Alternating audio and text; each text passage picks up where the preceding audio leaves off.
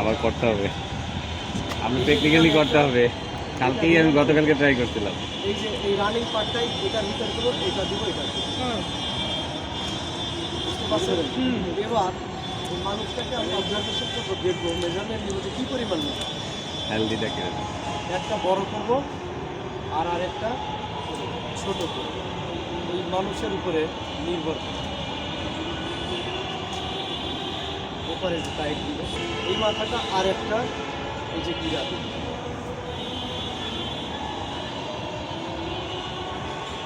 এটা over stable করলাম যেন আমার এই দুটা খুলসকে না যায়, স্লিপ না যায়। বুঝতে পারছেন? এইবার আমরা কী করবো এখন, এইটার স্কোয়ার নিয়ে কূপের মধ্যে চলে যাবে, তার আর একটা রসিলে সে আগে যাবে, এটার মধ্যে দিয়ে যাবে। কেমনে যাবে একজন আসে,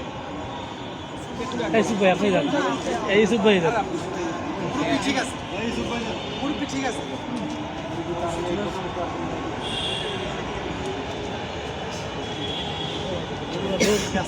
নিজে ঠিক নাই, ইয়ংটা ঠিক নাই।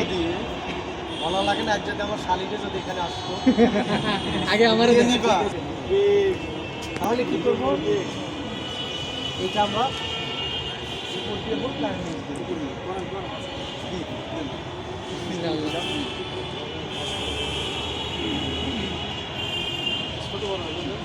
ছোট করে করছি, বললাম না বললোই তো ছোট এটা বড় না। আমরা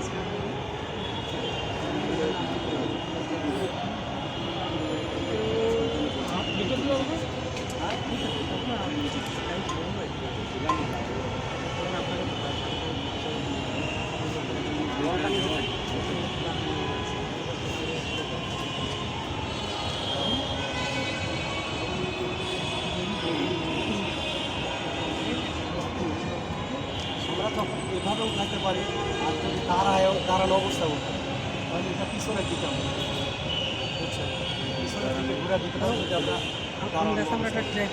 আর এটা দিলাম আমি চেয়ার নট, কি দিলাম চেয়ার কট, চেয়ার নট, দেখেন চেয়ার কট না কট, chair cut knot knot knot chair knot knot তো হচ্ছে গিট্টু। হ্যাঁ গিটি গিটি। এইবারে সত্যি দেখছি এবার জোয়ানটা কই, আম গাছের সাথে কামালানটা লাগায়। হ্যাঁ ভাই ওভাবেই রাখেন, দাঁড়ান। আমার ফোকাস করো।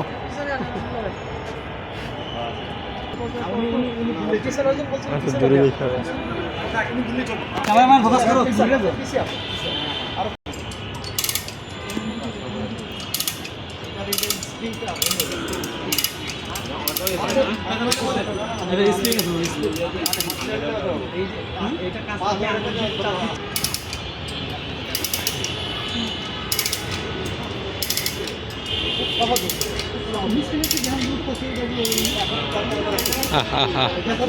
ভাই ভাই ভাই বিষয়টা বুঝতে পারছেন?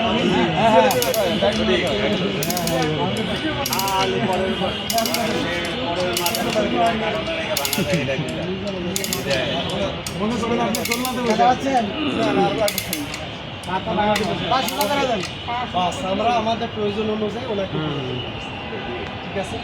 এখন